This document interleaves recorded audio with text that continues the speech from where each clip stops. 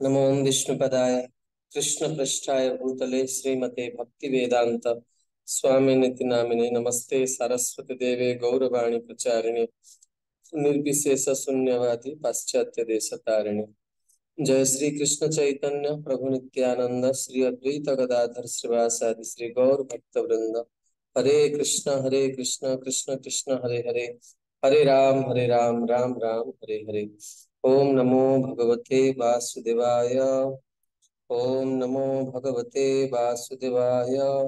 ओम नमो भगवते वासुदेवाय।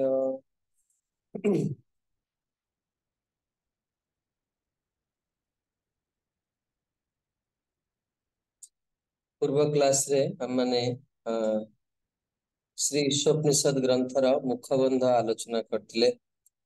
गथर मु आपण मानकु निवेदन करथिली ईशोपनिषद शुक्ल यजुर्वेदर शेष अध्याय हमने वेद स्वाध्याय करछे। तेणु आज प्रार्थना प्रारंभ हम। आपण माने बड़ श्रद्धा बड़ विश्वास सह श्रवण करंतु एवं जेते मात्रा रे आपण गंभीर हेबे आपण अनुभव करि परिबे जे ए ग्रंथर गोटे मानदंड रहिबो जे प्रति क्लास परे जने साधक बा जने भक्त अनुभव करिवो जे से भगवान कृष्णकर आहुरी निकटवर्ती हेई पारछि।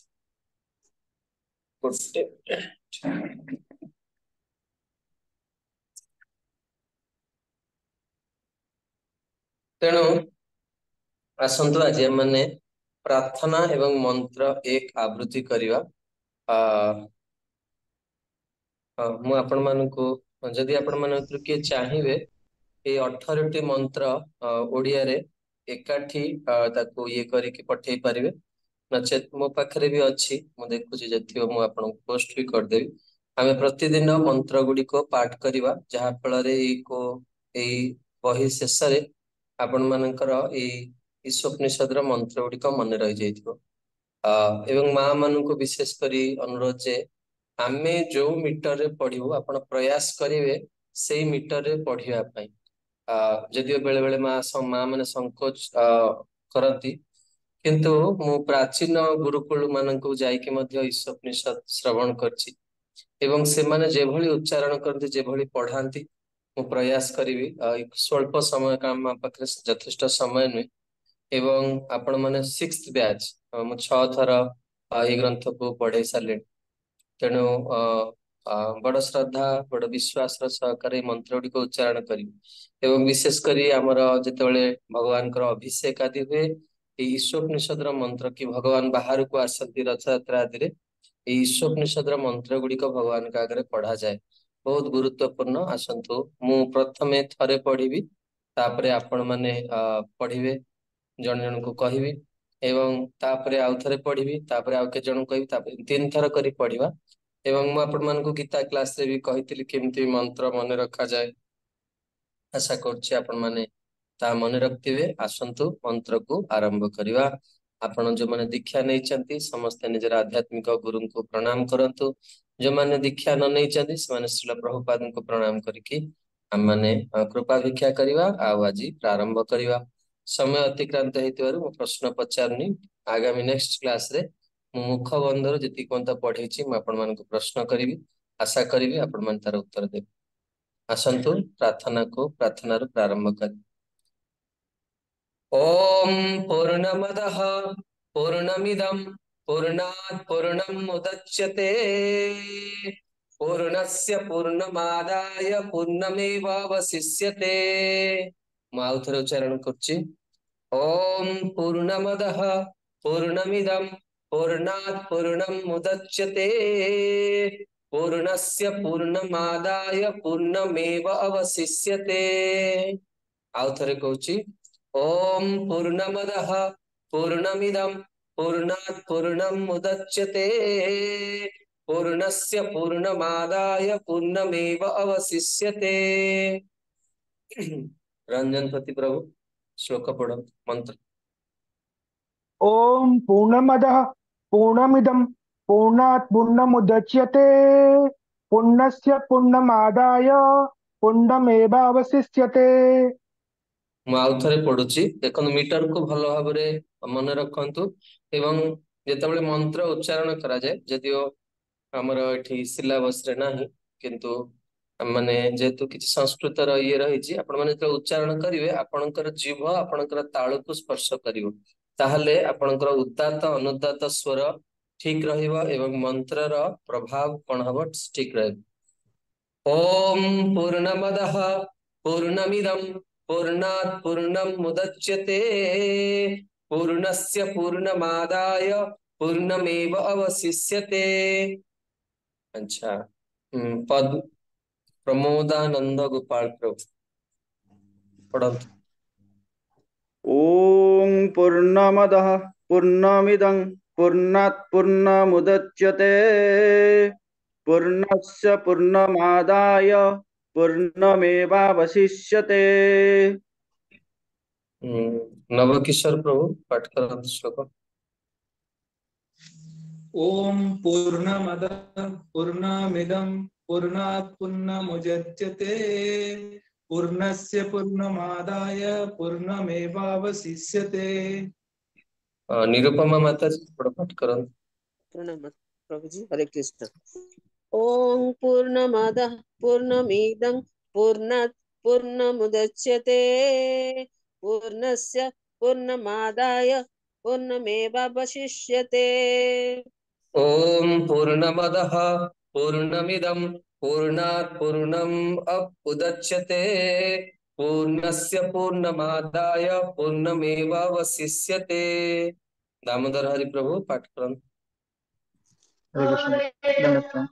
ओम पूर्णमदः पूर्णमिदः पूर्णात् पूर्णमुद उच्यते पूर्णस्य पूर्णमादाय पूर्णमेवावशिष्यते।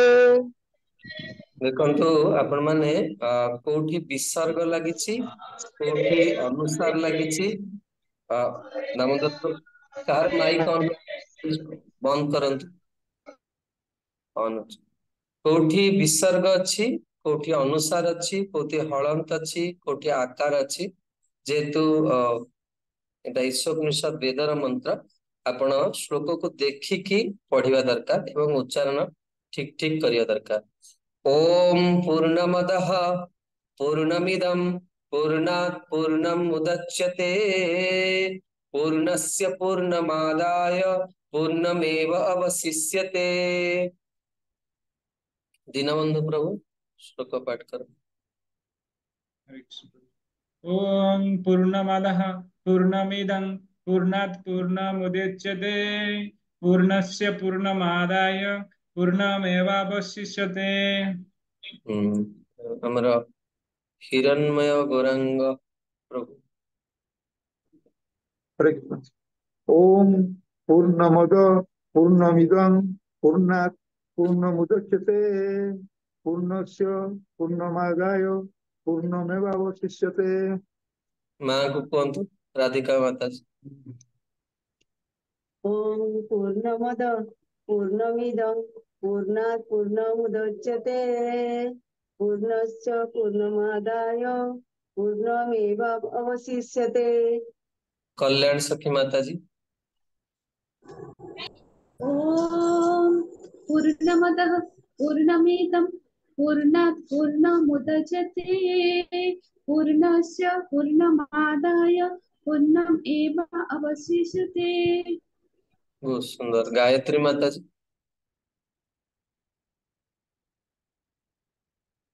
अच्छा, विजयश्री माता जी।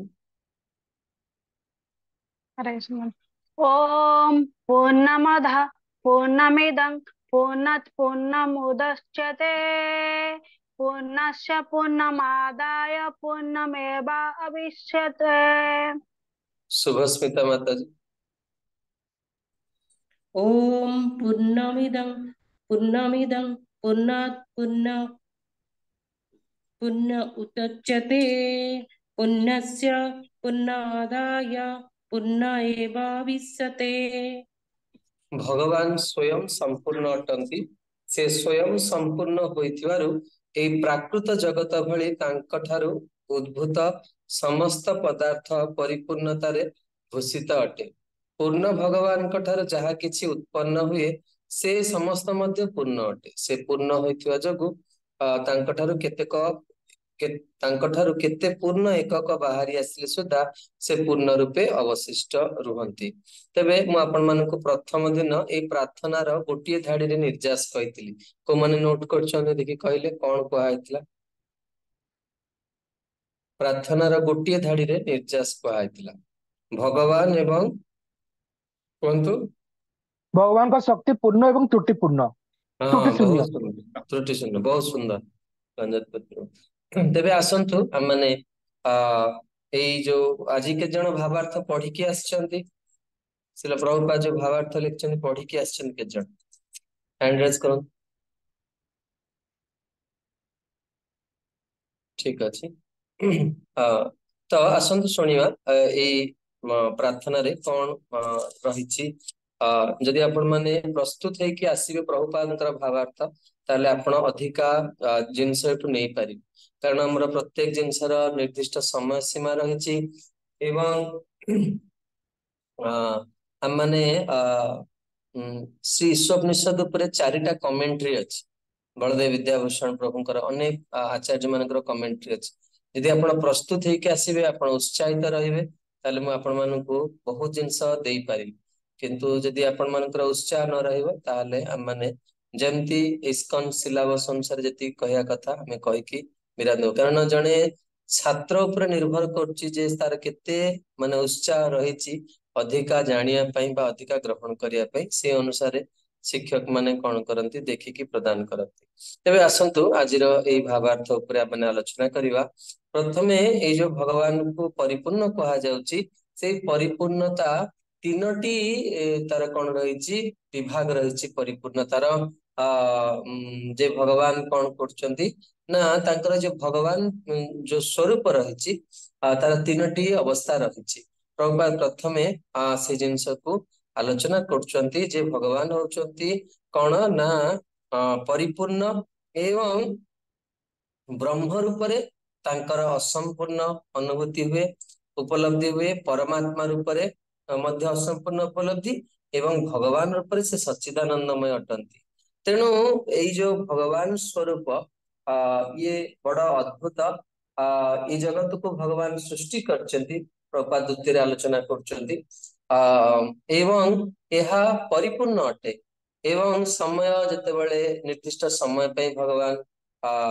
याको प्रस्तुत करथांती एवं जतेबेले समय हो जाए ताको ध्वंस मध्य करंती तेणु एथिरे कोनोसी जिंस सेही समय सीमा भितरे किछि जिंस परिवर्तन हे परिबे आपण केबे भाबी देखिबे जे ए जगत रे माने यार दैर्घ्य केते प्रस्थ्य केते केते पहाड़ केते नदी केते कोन या भितरे अछि एवं पृथ्वीटी कोन गोटे फुटबॉल भली झुलिकी रखछि ताको किए रखिछि एमती अवस्था हाँ बेले बेले लोक कहंती भगवान नाहंती तो पृथ्वी जो एभली भाବରେ अछि ताको किए रखिछि काहार शक्ति बल रे ये पृथ्वी वर्तमान ये रही तेणु वास्तव रे गोटे बहुत सुंदर वेद रे उदाहरण रहिछि ताको मध्य आगुरु जो माने फिल्म रे गीत लेखुतिले सेमानंकर मध्य शास्त्रीय माने ज्ञान थिला गोटे पुराना जदियो चलचित्र रे गीत मुकेश ताको गाइथिले माने बहुत पुराना जो माने पुराना लोक से माने सुनिथिबे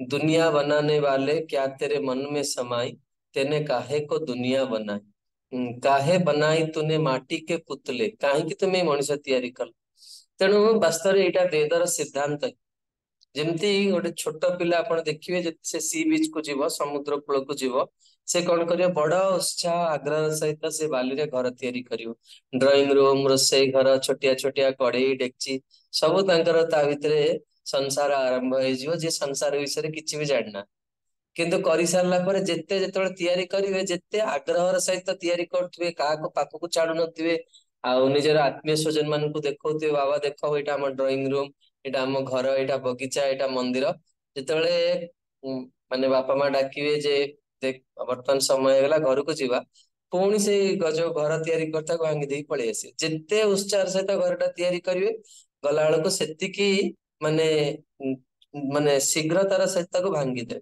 आ गोटे उदाहरण देले आपण बुझी पारिबे जड़े बिजनेसमैन जिते दुकान खोलती केते माने सावधान सहित पानी पकेबे सब जिनस पोछिबे धूपटी देकी लक्ष्मी को मुंडिया मारिबे जे माँ आज भल बेपार हो जो बंद करेंगे सेतिकी शीघ्रतार सहित से सटर टाक पकईकी ताला पकई पड़े ये जगत टा हूँ आज्ञा से भगवान जेमती सृष्टि कर ध्वंस करेंगे सेमती ध्वंस करके माने तांकर कौन से प्रभावित हुंती नहीं तेणु शिल प्रभुपाद भावार्थ लिखुंट भगवान स्वरूप भगवान अति आकर्षणीय भगवान अति आनंदमय एवं भगवान सृष्टि सत्य किंतु यार समय सीमा रही समय हो गले भगवान कौन करती ध्वंस करती तेणु तीनोटी रूप भगवान परिप्रकाश हुए यथा ब्रह्म परमात्मा एवं भगवान तेणु किंतु भगवान स्वरूप से पूर्ण तांकटू फैसिलिटी माने जने नहीं पारिबो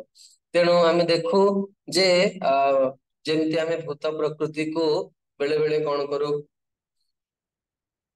भूत प्रकृति सहित आम खेल खेलु वृक्ष काटिदवा बा पशु पक्षी मानू निरीह पशु पक्षी मानू बद्ध करवा आपण मैंने देखुवे आजिकल फेसबुक रे वीडियो गुड़िक बड़ सक्रिय केमती गाभी माने कांदुचंती केमती कुकुड़ा माने कांदुचंती मनीष केमती अबाध गति से बद्ध करुच्ची वृक्षलता मानू कटा होची वृक्ष को काटिबा भी गोटे प्रकार बद्ध मोर मन अच्छी मुझे परम पूज्य श्री राधा गोविंद महाराज सहित गाड़ी रे जाऊली तो आपण मैंने जो मैंने आगुरी पुरी को जाइए से देखिए केते गछ थिला पुरी रे दीपट साइड रे गछ गछ बढ़ी की मिसे जाइए जमी वृंदावन में प्रवेश कला भाया लगे सबू गछ को नेशनल हाईवे पे काटी दिगला वर्तमान रास्तार गोटे भी गछ ना कि भयंकर भाव में वर्तमान तार परिणाम माने भोग करिया पड़छे आपण मन चिंता करिवे तेणु एठी प्रभुपाद लिखुचंती जे वास्तव में व्यक्ति मनीष बेले बेले कौन करे ना प्रकृति सहित से खेले प्रकृति को शोषण करे एवं से कौन हुए से शोषण करे कौन पाई ना स्वाधीन भाव में तार इंद्रिय को उपभोग करने चाहे किंतु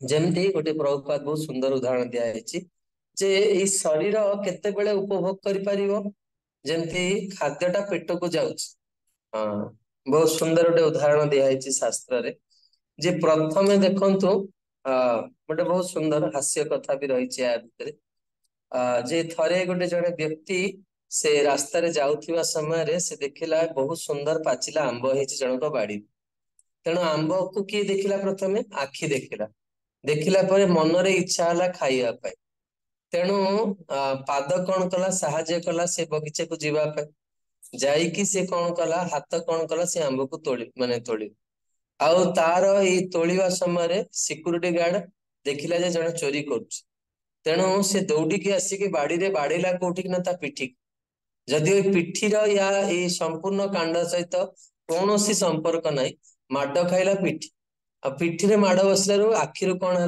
लुह बाहर कहीं प्रथम आखि देखी ठीक से जिनसटा ये वर्णना करा जाउची जे भगवान कहते जे जमती जदि हाथ कौन कर सब उपभोग वस्तु जिनस खाऊची किंतु हाथ जदि कह ना मु पेट को कहीं देवी मु स्वतंत्र भाव में खाइबी तेणु हाथ तो जिते रसगोला रखू जहाँ रख से उपभोग करें उपभोग कर केतବେଳେ ना जिते से पार्टी दब आटा वस्तुटा पेट को जीव ठीक से भाव में प्रभुपाद एठी वर्णना करुछंती एई प्रार्थना रे प्रथम रु आरंभ करा जाउची जे आम माने कौन करछे जे स्वतंत्र भाव में आम उपभोग करिवार अभिलाष करथुवारु आमे कौन होचे ना बंधन रे पड़ुछे या होची ए जगतर कौन ना व्यवस्था एई भली भाव रे आम माने कौन करछे ना जीव बंधन रे पड़ी जाउची भगवद गीता रे भगवान कहउछन तेसाम सतत युक्तानाम भजताम प्रीति पूर्वकम ददामी बुद्धि जोगम तम जेन माम उपजान्ति ते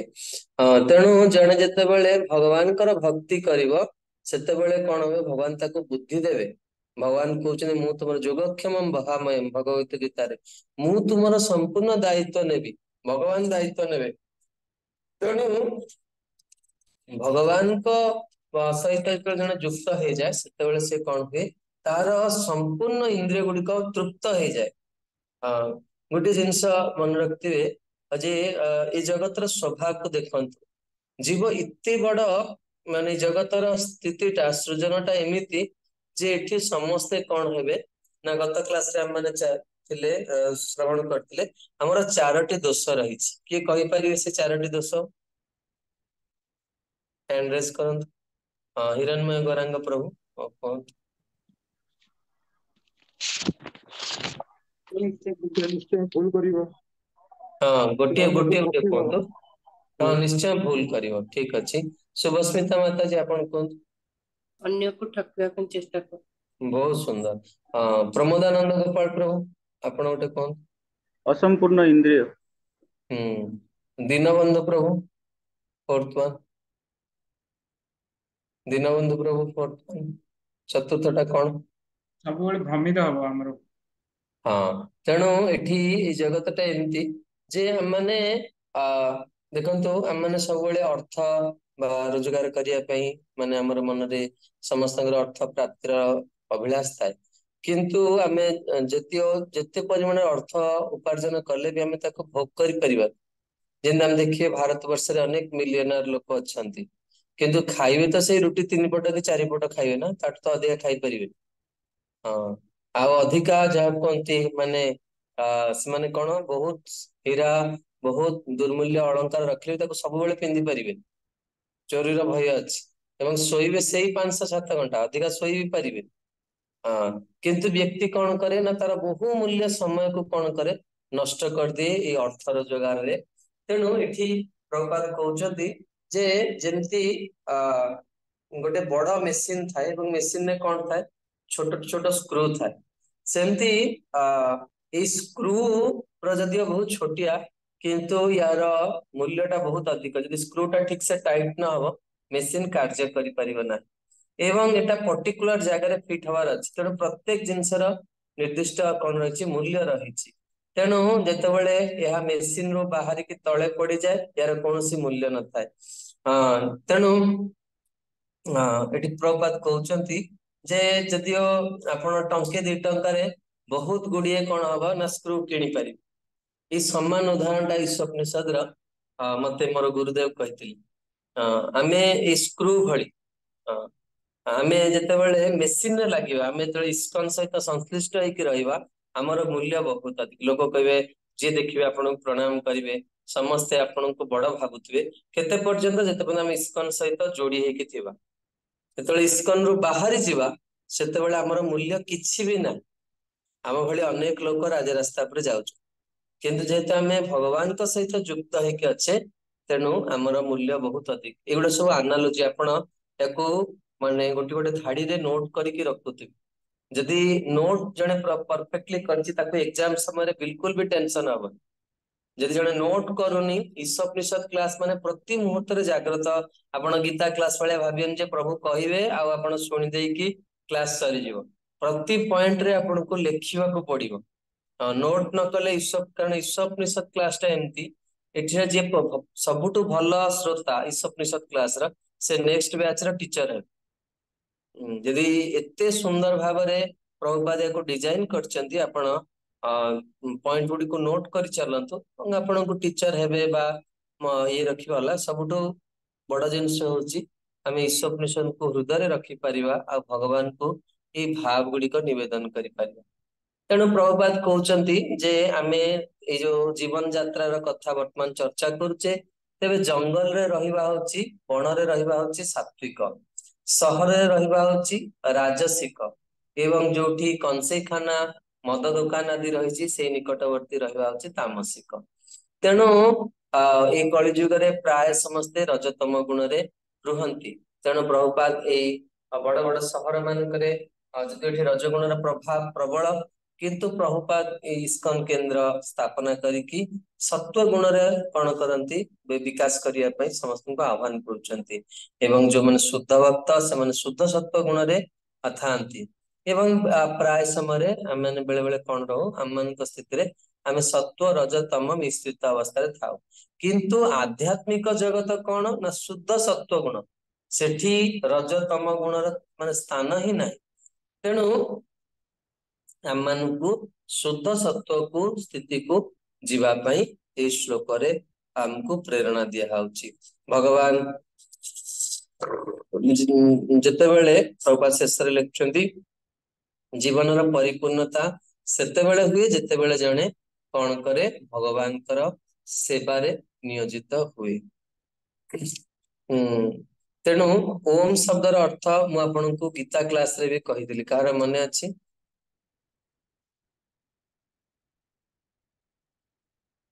किए कहि परिवे ओम शब्दर रंजनपति प्रभु मने अछि अकार उच्यते कृष्ण ठीक अच्छे आपण गीता क्लास रो नोट देखिवे मु काली आउ थरे पचारिबि जदि न कहि परिवे के ताले मु आपनको रेफरेंस पठेबि।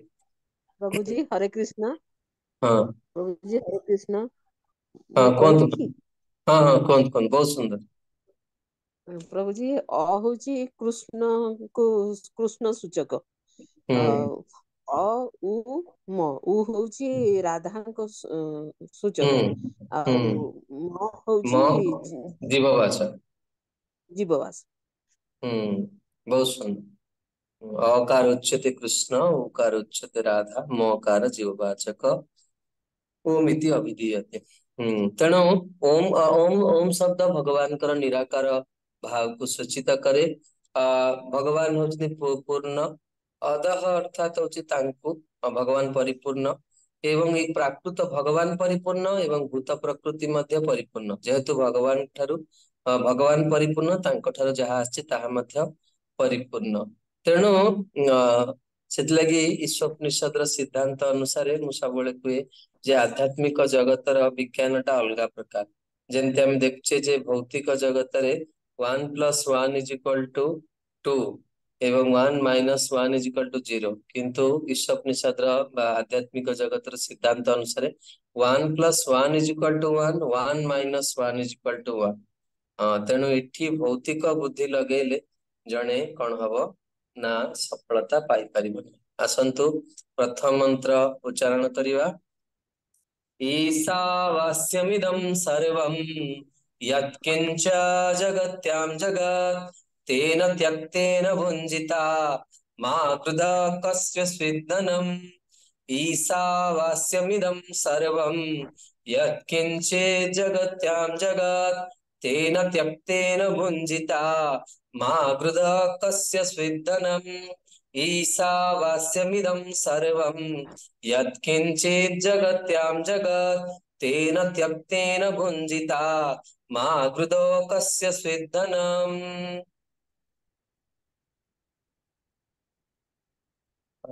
श्रीनिवास प्रभु आपण पढ़िए।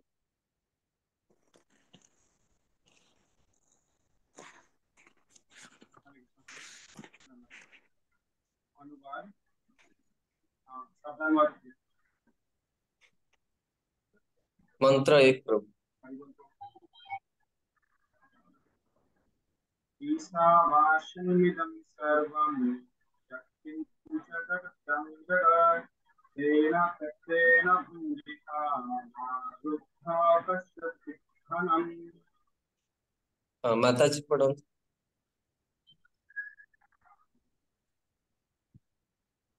ईशावास्यमिदं सर्वं यत्किञ्चित् जगत्यां जगत् तेन त्यक्तेन भुञ्जिता मा कृथा कस्य स्विद्दनम्। सस्मिता माता जी हरे कृष्ण प्रभु जी दंडवत प्रणाम।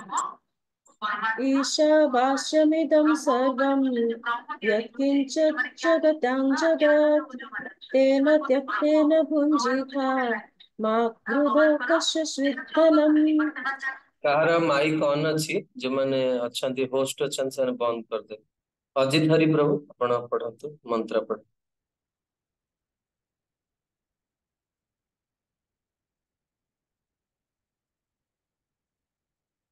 प्रभु आपणकर वॉइस आसुनी ठीक अच्छे। जमुना माता जी हरे कृष्ण। ईशावास्यमिदं सर्वं यत्किञ्चित् जगत्यां जगत् तेन त्यक्तेन भुञ्जिता मा क्रुधा कस्य स्विद्दनम्। नवकिशोर प्रभु नवकिशोर ईशावास्यमिदं सर्वं ईशावास्यमिदं सर्वं यत्किञ्च जगत्या जगत् तेन त्यक्तेन भुञ्जथा मा गृध्रः कस्य सिद्धनम्। ଜାହ୍ନବା ଦେବୀ ଦାସୀ, ଜାହ୍ନବା ମାତାଜୀ। ପ୍ରଭୁଜୀ ବାହାରେ ଟିକେ ଅଛି। ହରେ ଠିକ କୃଷ୍ଣ ଠିକ। ପ୍ରଣାମ। ଆଜ୍ଞା। ଦୀନବନ୍ଧୁ ପ୍ରଭୁ। हरे कृष्ण ईशावास्यमिदं सर्वं यत्किञ्च जगत्यां जगत् तेन त्यक्तेन भुञ्जिथा मां गृध्रः कस्य स्विद्धनम्। ଉଷାରାଣୀ ମାତାଜୀ ଆପଣ ମନ୍ତ୍ର ଏବଂ ଅନୁବାଦ ପାଠ କର। हरे कृष्ण। ईशावास्यमिदं सर्वं यत्किञ्च जगत्यां जगत् तेन त्यक्तेन भुञ्जिता मा गृध्रः कस्य स्विद्धनम्। ଅନୁବାଦ। ଏହି ବିଶ୍ୱ ମଧ୍ୟରେ ଯାହା କିଛି ସଜୀବ ବା ନିର୍ଜୀବ ପଦାର୍ଥ ଅଛି ସେ ସବୁର ଅଧିକାରୀ ଓ ନିୟନ୍ତ୍ରଣକାରୀ ଭଗବାନ ଅଟନ୍ତି।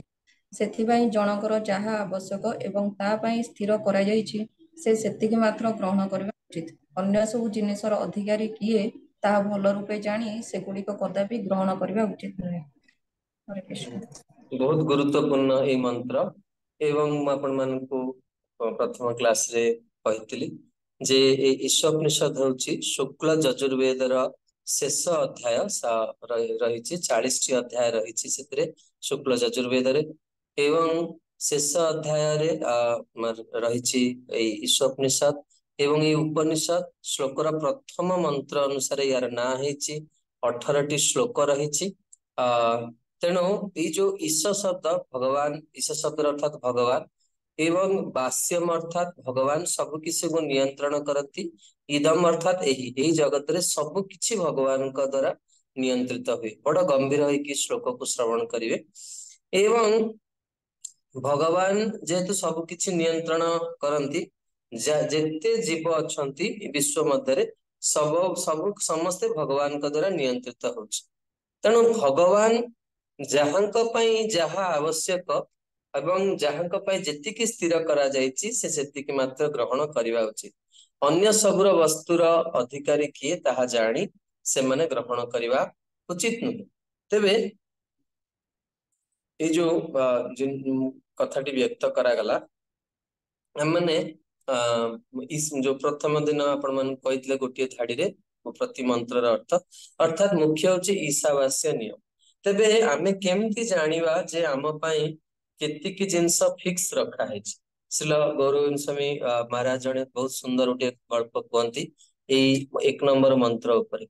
ସେ କୁହନ୍ତି ଯେ ଏ ଜଗତରେ ଆପଣ ଦେଖିବେ ମଣିଷ ଛଡା କେହି ନିଜର ଭବିଷ୍ୟତ ପାଇଁ ଚିନ୍ତିତ ନୁହେଁ। ଆପଣ ଦେଖିବେ ମାନେ ଜଙ୍ଗଲ କଟା ଯାଉଥିବା ହାତୀ କେବେ ଟେନସନ ରେ ଆସୁଛି ଯେ କାଲି ସକାଳ ମୁଁ କଣ ଖାଇବି? ସେ କେବେ ଟେନସନ ହଉନି। ପଶୁ ପକ୍ଷୀ ମାନେ ସେମାନେ ତାଙ୍କର ସ୍ୱାଭାବିକ ସ୍ଥିତିରେ ରୁହନ୍ତି। ମଣିଷ କେବଳ ସବୁବେଳେ ଟେନସନ ହଉଛି। ଗୋଟିଏ ସତ୍ୟ ଘଟଣା ଆପଣଙ୍କ ଆଗରେ ରଖୁଛି। ଥରେ ଜଣେ ବହୁତ ବଡ ଧନାଢ୍ୟ ବ୍ୟକ୍ତି ଜଣେ ସାଧୁଙ୍କୁ ତାଙ୍କର ଘରକୁ ଡାକିଲେ ଯେ ମହାରାଜ ବର୍ତ୍ତମାନ ଚାତୁର୍ମାସିଆ ସମୟ ହେଇଗଲାଣି, ଆପଣ ଆସିକି ଆମର ଘରେ ରୁହନ୍ତୁ ଆଉ ସୁଖପୂର୍ବକ ଭୋଜନ କରନ୍ତୁ। ଏବଂ ସେ ସାଧୁଙ୍କର ବହୁତ ମହାତ୍ମ୍ୟ ଥିଲା, ବଡ ଯାହାକୁ ଯାହା କହୁଥିଲେ ତାହା ହେଇଯାଉଥିଲା। ତେଣୁ ସେ ଧନାଢ୍ୟ ବ୍ୟକ୍ତି ଜଣକ ତାଙ୍କୁ ଘରେ ରଖିଲେ ଏବଂ ପ୍ରତିଦିନ ତାଙ୍କ ଘରେ ସତ୍ସଙ୍ଗ ହୁଏ, ବହୁତ ଲୋକ ଏକାଠି ହୁଅନ୍ତି। ତେବେ ଏଇ ଚାତୁର୍ମାସ୍ୟ ସରିବାର ଆଉ ଅଳ୍ପ କିଛି ଦିନ ଅଛି। ଦିନେ ସେଇ ଧନାଢ୍ୟ ବ୍ୟକ୍ତି ଜଣକ ଆସିକି ତାଙ୍କୁ ପ୍ରଣାମ କଲେ ଏବଂ ସତ୍ସଙ୍ଗରେ ବସିଲେ ଏବଂ ସମସ୍ତେ ଭାବିଲେ ଯେ ତାଙ୍କର କିଛି ପ୍ରଶ୍ନ ଅଛି। ତେଣୁ ସମସ୍ତେ ସେଦିନ କଣ କଲେ ନା, ଯେହେତୁ କାଳେ ଏତେ ସୁବିଧା ଦଉଛନ୍ତି, ସମସ୍ତଙ୍କ ପାଇଁ ପ୍ରସାଦ ବ୍ୟବସ୍ଥା କରୁଛନ୍ତି, ସାଧୁଙ୍କୁ ରଖିଛନ୍ତି, ତେଣୁ ସମସ୍ତେ ଭଦ୍ରାମୀ ସହିତ ଜାଗାରୁ ଉଠିଗଲେ, ଯାହା ଫଳରେ ସେ ଏକାନ୍ତରେ ସାଧୁଙ୍କୁ କିଛି ପ୍ରଶ୍ନ ପଚାରି ପାରିବେ। ତେଣୁ ସମସ୍ତେ ଯେତେବେଳେ ପଳେଇଲେ ସେ ସାଧୁ ଜଣକ ପଚାରିଲେ, ମହୋଦୟ ଆପଣଙ୍କର କଣ ପ୍ରଶ୍ନ ଅଛି ଆପଣ ଆଜି ପଚାରନ୍ତୁ, ଆପଣ ବ୍ୟସ୍ତ ସମୟ କାଢିକି ଆଜି ଆସିଛନ୍ତି। ସେ କହିଲେ, ଆଜ୍ଞା ମୁଁ ବିଜନେସ କରୁଛି ଆଉ ମୋର ବିଜନେସ ରେ ବର୍ତ୍ତମାନ କଣ ନା ବର୍ତ୍ତମାନ ସମାଜରେ ଆହୁରି ନୂଆ ନୂଆ କମ୍ପିଟିଟର ମାନେ ଆସିଲେଣି। ତେଣୁ ଆପଣ କୁହନ୍ତୁ ଯେ ଭବିଷ୍ୟତରେ ମଧ୍ୟ ମୋ ପାଖରେ ଧନ ରହିବ କି ନାହିଁ? ତେଣୁ ଯଦିଓ ଏଇ ପ୍ରଶ୍ନ ଶୁଣିକି ସାଧୁ ବହୁତ ଦୁଃଖିତ ହେଲେ ଏବଂ ସେ ସାଧୁ ତାଙ୍କୁ ପଚାରିଲେ ଯେ ଆପଣଙ୍କର ସୁଖ ପୂର୍ବକ ଜୀବନ କଟେଇବା ପାଇଁ ଆପଣଙ୍କ ପାଖରେ ଧନ ଭଗବାନ ଦେଇଛନ୍ତି ନା ନାହିଁ? ତେଣୁ ସିଏ କହିଲେ ଯେ ମୋର ପୁଅ ଯଦି ପ୍ରତିଦିନ ମାନେ ପାଗଳା ଭଳି ସେ ଅର୍ଥ ଖର୍ଚ୍ଚ କରେ ତାହେଲେ ତାର ପଇସା ସରିବନି, କି ତା ପୁଅର ଅର୍ଥାତ୍ ମୋ ନାତିର ମଧ୍ୟ ପଇସା ସରିବ, କିନ୍ତୁ ମୋ ନାତିର ପୁଅର ପାଖରେ ପଇସା ରହିବ କି ନାହିଁ ମୁଁ ସେଥିପାଇଁ ଆପଣଙ୍କୁ ପ୍ରଶ୍ନ କରୁଛି। ମାନେ ସେ ଏତିକି ଅର୍ଥ ସଞ୍ଚୟ କରିକି ରଖିଛି ଯେ ତାର ମାନେ ପୁଅ ନାତି ଅପର୍ଯ୍ୟାପ୍ତ ମାତ୍ରାରେ ପଇସା ଖର୍ଚ୍ଚ କଲେ ବି ପଇସା ସରିବନି, ତେଣୁ ନାତିର ପୁଅ ପାଇଁ ସେ ଚିନ୍ତା କରିକି ସେ ସାଧୁଙ୍କୁ ଡକେଇଛି ଘରକୁ, ଆଉ ସେ ଖାଇବାକୁ ଦଉଛି। ସେ ତେଣୁ ସେ ସାଧୁ ଜଣକ କହିଲେ ଆଜ୍ଞା ମୋର ତ ସାମର୍ଥ୍ୟ ନାହିଁ ଏଇସବୁ ବିଷୟରେ କହିବା ପାଇଁ, ଆଉ ମୋର ବି ଆଜି କିଛି ଜରୁରୀ କାର୍ଯ୍ୟ ଅଛି, ସେ କହିକି ତାଙ୍କ ଘରୁ ବାହାରିଗଲେ। ତେଣୁ ଶାସ୍ତ୍ରରେ ଲେଖା ହେଇଛି ଯେ ଯୋଉମାନଙ୍କ ପାଖରେ ଧନ ଥାଏ ସେମାନଙ୍କର କଣ ହୁଏ, ଭଗବାନଙ୍କ ପାଖରେ ବିଶ୍ୱାସ ରୁହେ। ତେଣୁ ଏଠି ବୁଝିବାକୁ ହବ ଯୋଉଟା ଗୋଟେ ବହୁତ ସୁନ୍ଦର ଶ୍ଲୋକ ରହୁଛି, ମହାରାଜ ଉଦାହରଣ ଦିଅନ୍ତି। ସେ କୁହନ୍ତି ଯେ ଦେଖିବେ ଯଦି କୌଣସି ବାଟରେ ଯଦି ଗୋଟେ ଚାଉଳ ବସ୍ତା ଖସି ପଡିଛି, ଗୋଟେ ପକ୍ଷୀ ଆସିକି ତାର ଖୁମ୍ପିକି ଯେତିକି ଆବଶ୍ୟକ ସେ ଖାଇକି ପଳେଇବ। ଜଣେ ଗୋମାତା ଆସିବ, ସେ ତାର ଯେତିକି ଆବଶ୍ୟକ ଖାଇକି ପଳେଇବ, କିନ୍ତୁ ମଣିଷ ଯଦି ଦେଖିଲା ସେ ପୁରା ବସ୍ତା ଉଠେଇକି ପଳେଇବ। ତେଣୁ ଏଇ ଈଶାବାସ୍ୟର ନିୟମ କହୁଛି ଯେ ଆମକୁ ଯେତିକି ଦରକାର ଆମେ ସେତିକି ରଖିବା ଦରକାର। ସେଥିଲାଗି ରୂପ ଗୋସ୍ୱାମୀ ଆମକୁ, ଆପଣ ମାନଙ୍କର ଉପଦେଶାମୃତ ସରିଯିବଣି ବୋଧେ ଗ୍ରନ୍ଥ? ଉପଦେଶ, ତେଣୁ ରୂପ ଗୋସ୍ୱାମୀ ବର୍ଣ୍ଣନା କରିଛନ୍ତି ଯେ ଜଣେ ତାର 50% ଦାନ କରିବା ଦରକାର। ଠିକ ଅଛି, ଆମେ 50% କିଏ ଦାନ କରୁ କି ନ କରୁ, ଆଟଲିଷ୍ଟ 10% ଦାନ କରିବା ଦରକାର। ମନେ ରଖିଥିବେ ଯଦି ଆପଣ 100 ଟଙ୍କା ରୋଜଗାର କରୁଛନ୍ତି, ଆପଣ 20 ଟଙ୍କା ନିହାତି ଦାନ କରିବେ, ନଚେତ ସେ ପଇସା ଭଗବାନ ଯେମିତି ହେଲେ ଆପଣଙ୍କଠୁ ନେଇଯିବେ। ତା ବ୍ୟାଧି ରୂପରେ ଆସିବ, ଭୟଙ୍କର ରୋଗ ରୂପରେ ଆସିବ, ଚୋର ରୂପରେ ଆସିବେ, ଯେକୌଣସି ପରେ ପ୍ରଭୁ ଆପଣଠୁ ନେଇଯିବେ। ତେଣୁ ଭଗବାନ କାହିଁକି, ଆମର ଗୋଟେ ବହୁତ ସୁନ୍ଦର କଥା ଇସ୍କନରେ କୁହାଯାଏ, ଯେତେବେଳେ ଆମେ ଯାତ୍ରା ପରିକ୍ରମା ସବୁ କରୁ, ଆମର ସବୁ ଇସ୍କନରେ ସିକ୍ୟୁରିଟି ମାନେ ଗୋଟେ ରୁମ ଥାଏ ଇସ୍କନରେ। ଆପଣ ଯାତ୍ରା କଲା ବେଳେ ଆପଣ ନିଜର ଭାଲ୍ୟୁଏବଲ ସୁନା ଗହଣା ବା କିଛି ଅର୍ଥ ଯାହା ନେଇଛନ୍ତି ସେଥିରେ ରଖିଦେଇ ପାରିବେ, ଏବଂ ଯୋଉଦିନ ରିଟର୍ଣ କରିବେ ତାକୁ କାଢିକି ନେଇ ଆସିପାରିବେ। ଯଦି ଆପଣ ସିକ୍ୟୁରିଟି ରୁମ ରେ ରଖୁନାହାନ୍ତି କି ଡୋନେସନ ଦଉନାହାନ୍ତି, ଯଦି ଚୋରି ହେଇଗଲା କିଛି ଫଳ ପାଇପାରିବେ। ଦାନ କରିଥିଲେ ଆଟଲିଷ୍ଟ ଦାନର ପୁଣ୍ୟ କମେଇଥାନ୍ତି, କିନ୍ତୁ ଦାନ ବି କଲେନି କି ସିକ୍ୟୁରିଟି ରୁମ ରେ ରଖିଲେନି, ଚୋର ତାକୁ ନେଇକି ପଳେଇଲା। ତେଣୁ ଆପଣଙ୍କର କିଛି ବି ପରିଶ୍ରମ କଣ ହେଲା, ଝାଳ ବୁହା ଅର୍ଥ ମାନେ ବ୍ୟର୍ଥରେ ପଳେଇଗଲା। ତେଣୁ ଏଠି କୁହାଯାଉଛି ଯେ ବ୍ୟକ୍ତି ଜାଣିବା ଦରକାର ଯେ ମୋର କେତିକି ବାସ୍ତବରେ ମୋର ପ୍ରାପ୍ୟ। ତେଣୁ ଏଠି କୁହାଯାଉଛି ଯେ ଏଇ ଯୋଉ ଈଶାବାସ୍ୟ ଭଗବାନଙ୍କର ବ୍ୟବସ୍ଥା ରହିଛି, ଜଣେ ଯଦି ଆବଶ୍ୟକତା ଠାରୁ ଅଧିକା କଣ କରେ ଧନ ରଖେ ତାହେଲେ ତାକୁ ଚୋର ବୋଲି କୁହାଯାଏ। ଗୋଟେ ସତ୍ୟ ଘଟଣା ପୁରୀର ଆପଣ ମାନଙ୍କୁ କହୁଛି, ହୁଏତ ଆପଣ ମାନଙ୍କ ଅନେକ ଏଇ ଚରିତ୍ରଟି ଶୁଣିଥିବେ। ଥରେ ଜଣେ ପୁରୀରେ ଯୋଉ ପ୍ରଶାସନ ଶ୍ରୀମନ୍ଦିର ପ୍ରଶାସନ ଅଫିସ ରହିଛି, ସେଇ ପ୍ରଶାସନ ଅଫିସରେ ଜଣେ କାର୍ଯ୍ୟକର୍ତ୍ତା ଥିଲେ, ତାଙ୍କର ନାଁ ହଉଛି ଡକ୍ଟର ପ୍ରମୋଦ ମିଶ୍ର। ସେ ତାଙ୍କର ଅନୁଭୂତିରେ ଲେଖିଛନ୍ତି ଯେ ଶ୍ରୀମନ୍ଦିରକୁ ଅନେକ ଲୋକ ଅର୍ଥ ପଠାନ୍ତି, ତେଣୁ ଗୋଟେ ଝିଅ କଣ କରିଛି, ଗୋଟେ ରାକ୍ଷୀ ପଠେଇଛି, ଆଉ ରାକ୍ଷୀରେ ସେ ବହୁତ ଗରିବ ଝିଅଟି, ରାକ୍ଷୀରେ ସେ 100 ଟଙ୍କା ପଠେଇଛି ଯେ ମଣିମା ଭାଇ ମୁଁ ଆପଣଙ୍କୁ କିଛି ମିଠା ଦେଇପାରୁନି, ମୁଁ ଆପଣଙ୍କୁ 100 ଟଙ୍କା ଦଉଛି। ତେଣୁ ଏ ପ୍ରମୋଦ ମିଶ୍ର ସେ ରାକ୍ଷୀର ଖୋଲିକି 100 ଟଙ୍କା ଟା ନେଇକି ଆସିଲେ, ଏବଂ ପ୍ରଥମେ ଅଫିସରେ ସେ ପଇସା ଟା କାଢିଲା ବେଳକୁ ଭାବିଲେ ମୁଁ 100 ଟଙ୍କା ମନ୍ଦିର ହୁଣ୍ଡିରେ ପକେଇଦେବି। ତାପରେ ସିଡିରୁ ଓହ୍ଲେଇଲା ବେଳକୁ ଭାବିଲେ ଯେ ନାଇଁ ଆମର ତ ମନ୍ଦିରର ବ୍ୟବସ୍ଥା ହଉଛି, ଯିଏ ଜିନିଷଟା ଆପଣ ଦେଖିବେ ମନ୍ଦିରକୁ ଯୋଉ ଦେବେ ଫୁଲମାଳ, ଫୁଲ କିଣିବେ, ଫୁଲ ଯିଏ ନେଇକି ଠାକୁରଙ୍କ ପାଖକୁ ଯିବ ତାର 10 ଟଙ୍କା, ଯିଏ ଠାକୁରଙ୍କୁ ପିନ୍ଧିବ ତାର 50 ଟଙ୍କା। ତେଣୁ ସମସ୍ତଙ୍କର ଏମିତି ପ୍ରାପ୍ୟ ଥାଏ। ତେଣୁ ସେ ଭାବିଲେ ମୁଁ 80 ଟଙ୍କା ମନ୍ଦିରରେ ଦେବି, ଆଉ 20 ଟଙ୍କା ମୁଁ ରଖିବି, ଯେହେତୁ ମୁଁ ନେଇକି ଯାଉଛି ଦବା ପାଇଁ। ତେଣୁ ସେ 20 ଟଙ୍କା ନିଜ ପାଇଁ ରଖିକି 80 ଟଙ୍କା ଦେବେ ବୋଲି ଭାବିଲେ। ଘର ଭିତରେ ଏମିତି ସଂକଳ୍ପ ବିକଳ୍ପ ହେଇକି ଘରକୁ ପହଞ୍ଚିଲା ବେଳକୁ ତାଙ୍କ ମନରେ 80 ଟଙ୍କା ଟା 50 ଟଙ୍କା ହେଇଗଲା, ଯେ ମୁଁ 50 ଟଙ୍କା ଦେବି ଆଉ 50 ଟଙ୍କା ନିଜ ପାଖରେ ରଖି। ଦେଖନ୍ତୁ ଭଗବାନଙ୍କର କେମିତି ବିଚାର। ତେଣୁ ସେଦିନ ସେ ଯାଇଛନ୍ତି, ଘରେ ଯାଇକି ଅଛନ୍ତି। ପୁରୀରେ ଯୋଉମାନେ ରୁହନ୍ତି ସେମାନେ ନିର୍ଦ୍ଦିଷ୍ଟ କିଛି ନିୟମ ରଖନ୍ତି। ତେଣୁ ସେମାନେ ଯେକୌଣସି ଗୋଟେ ଆରତି ଯାଇକି ଭଗବାନଙ୍କୁ ଦର୍ଶନ କରନ୍ତି। ତେଣୁ ତାଙ୍କର ପତ୍ନୀ ସନ୍ଧ୍ୟା ଆରତି ଯିବା ପାଇଁ ପ୍ରସ୍ତୁତ ଅଛନ୍ତି, ଏଇ ସମୟରେ ହଠାତ୍ ଲାଇନ ଟେ ପଳେଇଲା। ତେଣୁ ସିଏ କହିଲେ ଯେ ଆ ଆରେ ମତେ କିଛି ପଇସା ଦିଅ, ମୁଁ ଭଗବାନ କାରଣ ଦେବ ମନ୍ଦିରକୁ ତ ଖାଲି ହାତରେ ଯାଆନ୍ତିନି। ତେଣୁ ସେ କହିଲେ ହଉ ମୋ ପକେଟରେ ଚେଞ୍ଜ ପଇସା ଖୁଚୁରା ପଇସା ଅଛି, ତୁ ନେଇଯା। ତେଣୁ ୟାଙ୍କ ପତ୍ନୀ ମା ମାନଙ୍କର ମନଟା ବଡ ମନ। ତେଣୁ ସିଏ କଣ କରିଛନ୍ତି, ସେଇ ପଇସାଟାକୁ ନେଇକି ଯାଇଛନ୍ତି। ଏଇ ଯୋଉ 100 ଟଙ୍କା, ଏଇ 100 ଟଙ୍କାଟିକୁ କାଢିକି ନେଇକି ପଳେଇଛନ୍ତି। ତେଣୁ ଇଏ କଥା ସରିଗଲା, ତାଙ୍କର ଆସିକି ରାତିରେ ଖାଇକି ଶୋଇଛନ୍ତି। ସକାଳୁ ତାଙ୍କ ପତ୍ନୀ ଯାଆନ୍ତି ସନ୍ଧ୍ୟା ଆରତୀକୁ, ଆଉ ଏଇ ବାବୁ ଜଣଙ୍କ ଯାଆନ୍ତି ସକାଳେ ସାହାଣ ମେଳା ଦର୍ଶନ କରିବାକୁ। ଦେଖନ୍ତୁ ଯେତେବେଳେ ସକାଳେ ସାହାଣ ମେଳା ଦର୍ଶନ କରିବାକୁ ଯାଇଛନ୍ତି, ଇଏ ବ୍ୟକ୍ତି ଜଣକ ଦେଖୁଛନ୍ତି ସେ 100 ଟଙ୍କାଟା ଜଗନ୍ନାଥଙ୍କର ବାଁ ହାତ ଉପରେ ଅଛି। ପଇସା କାହିଁ ଭଗବାନଙ୍କ ହାତ ଉପରେ ରହିବ, ଭଗବାନଙ୍କ ହାତ ଉପରେ ଫୁଲ ରହିବା କଥା। କିନ୍ତୁ ଭଗବାନ ଦେଖଉଛନ୍ତି ଯେ ଈଶାବାସ୍ୟମ୍ ଇଦଂ ସର୍ବମ୍, ସବୁ କିଛି ମୋ ନିୟନ୍ତ୍ରଣରେ ରହୁଛି। ତେଣୁ ଭଗବାନଙ୍କର ଗୋଟେ ଅଭିନବ ଲୀଳା, 100 ଟଙ୍କାଟି ଉପରେ ରହିଛି। ଆଉ ଇଏ ଏତେ କୃପଣ ବ୍ୟକ୍ତି ତାଙ୍କ ପଇସାକୁ ଦେଖିକି ବି ଚିହ୍ନିଦେଲେ ଯେ ଏଟା ମୋ ପଇସା ବୋଲି। ଜଣେ ଜଣେ ଲୋକ ତାଙ୍କ ନୋଟକୁ ଦେଖିକି ମାନେ ସେ ଜାଣିପାରିବେ, ସେ 10 ବର୍ଷ ପରେ ଫେରିକି ଆସୁ ତ ପାଖ ପଇସା ତାଙ୍କ ପାଖକୁ, ସେ ତାଙ୍କୁ ଜାଣିଦେବେ ଏଟା ମୋ ପଇସା। ତେଣୁ ଇଏ ଦେଖିକି ବି ଜାଣିଦେଲେ। ସିଏ କହିଲେ ଠାକୁର ତମେ ଏତେ ବଦମାସ, ତମେ ମାନେ ତୁମ ଜିନିଷଟା। ତେଣୁ ସେ ଲେଖିଛନ୍ତି ଯେ ଜଗନ୍ନାଥ ଏତେ ପ୍ରଭାବଶାଳୀ, ତାଙ୍କର ଯୋଉଟା ପ୍ରାପ୍ୟ ସେଟା କେହି ରଖିପାରିବେ। ସେ ନିଶ୍ଚିତ ଭାବରେ ଯେକୌଣସି ଉପାୟରେ ତୁମ ବୁଦ୍ଧିକୁ ଭ୍ରମିତ କରି ଯାହା କରି ସେ ତାଙ୍କ ପ୍ରାପ୍ୟ ତାଙ୍କୁ ନେଇଯିବେ। ତେଣୁ ଆମମାନେ ଆମର କହିବାର ଉଦ୍ଦେଶ୍ୟ ହଉଛି ଯେ ଭଗବାନ ହଉଛନ୍ତି ସବୁ ଜିନିଷର ନିୟନ୍ତ୍ରଣକାରୀ। ଭଗବାନ ସମସ୍ତଙ୍କ ପାଇଁ ନିର୍ଦ୍ଦିଷ୍ଟ ବ୍ୟବସ୍ଥା କରିଛନ୍ତି।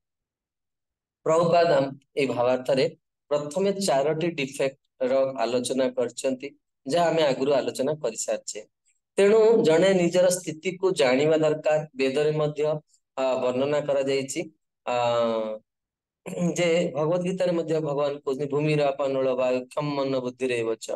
ତେଣୁ ଆମେ ସବୁବେଳେ ସାବଧାନ ରହିବା ଦରକାର ଯେ ଆମ ପାଇଁ କେତିକି ନିର୍ଦ୍ଧାରିତ କରାହେଇଛି, ଆମେ ସେତିକି ହିଁ ଗ୍ରହଣ କରିବା କଥା, ଅନ୍ୟକୁ ଗ୍ରହଣ କରିବା କଥା ନୁହେଁ। ଯେମିତି ପ୍ରଭୁପାଦ ଉଦାହରଣ ଦଉଛନ୍ତି ଯେ ଗୋମାତା କଣ କରେ, ଘାସ ଖାଏ ଏବଂ ଘାସ ଖାଇକି ସେ କଣ କରେ, ଦୁଗ୍ଧ ପ୍ରଦାନ କରେ। କିନ୍ତୁ ଗୋମାତା ଦୁଗ୍ଧ ପିଏନି। ଆଉ ସେ ଦୁଗ୍ଧକୁ କିଏ ପିଏ, ନା ଆମେ ଆମମାନଙ୍କ ପାଇଁ, ମନୁଷ୍ୟ ମାନଙ୍କ ପାଇଁ ରଖାଯାଇଛି। ସେମିତି ଆମର କୋଟାଟା କଣ ଆମେ ଜାଣିବା ଦରକାର। ତେବେ ଜଣେ ନିଜର ସ୍ଥିତିକୁ ଜାଣିବା ଦରକାର। ନଚେତ କଣ ହବ ନା, ଆଜିକାଲି ସବୁବେଳେ ଯୋଉମାନେ ଧନୀ ଆଉ ଗରିବଙ୍କ ଭିତରେ ସବୁବେଳେ ସମାଜରେ ଗଣ୍ଡଗୋଳ ରହିଛି। ପ୍ରଭୁପାଦ ଏକ ବହୁତ ବିସ୍ତୃତ ଭାବରେ ବର୍ଣ୍ଣନା କରିଛନ୍ତି 4ର୍ଥ ପାରାଗ୍ରାଫ। ସବୁବେଳେ ଗଣ୍ଡଗୋଳ ରହିଛି। ତେଣୁ ଆଉ ଗୋଟିଏ ଶ୍ରେଷ୍ଠ ଉଦାହରଣ ରହୁଛି ଯେ ଅନେକ ଲୋକମାନେ କଣ କରନ୍ତି, ମାଂସ ଖାଇବା ପାଇଁ ସେମାନେ ନିଜର ଯୁକ୍ତି ବାଢନ୍ତି। କିନ୍ତୁ ସେମାନେ ବେଳେ ବେଳେ କୁହନ୍ତି ଯେ ଯୋଉମାନେ ତୁମେ ସାଧା ଖାଉଛ, ତୁମେ କଣ ବୃକ୍ଷଲତାକୁ ଭୋଜନ କରୁନ, ତାହା କଣ ହତ୍ୟା ନୁହେଁ?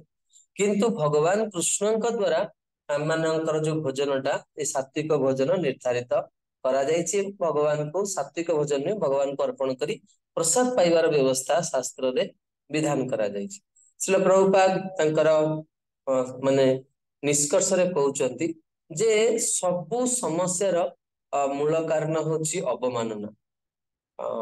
ମୋର ମନେ ଅଛି, ଆପଣ ମାନେ ଦେଖିବେ ଆଜିର ସମାଜରେ, ଭକ୍ତ ସମାଜ କଥା ମୁଁ କହୁଛି, ଭକ୍ତ ସମାଜରେ ବି ଆପଣ ଦେଖିବେ ଗୋଟିଏ ଜିନିଷର ଅଭାବ ରହୁଛି, ସେଟା ହଉଛି ଆନୁଗତ୍ୟ। ଯାହାକି ପତ୍ନୀର ପତି ପ୍ରତି ଆନୁଗତ୍ୟ ନାହିଁ, ପିଲାମାନଙ୍କର ପିତାମାତାଙ୍କ ପ୍ରତି ଆନୁଗତ୍ୟ ଭାବ ନାହିଁ। ତେଣୁ ଇଏ ବହୁତ ଏକ ଭୟଙ୍କର ସମସ୍ୟା। ଜୀବ କଣ କରୁଛି ନା, ଭଗବାନଙ୍କର ନିୟନ୍ତ୍ରଣରେ ରହିବାକୁ ଚାହୁଁଛି, ସେ ସ୍ୱତନ୍ତ୍ର ଭାବରେ ଉପଭୋଗ କରିବାକୁ ଚାହୁଁଛି। ତେଣୁ ଆନୁଗତ୍ୟମୟ, ଆନୁଗତ୍ୟ ବିହୀନ ଜୀବନ ବଡ ଭୟଙ୍କର। ଯୋଉଥିରେ ବାସ୍ତବରେ କଣ ହୁଏ, ଯୋଉମାନେ ନିଜର ଆଧ୍ୟାତ୍ମିକ ଗୁରୁଙ୍କୁ ହରେଇଛନ୍ତି, ସେମାନେ ମୋର ଏଇ ଶବ୍ଦର ଗମ୍ଭୀରତା ଟାକୁ ବୁଝିପାରିବେ।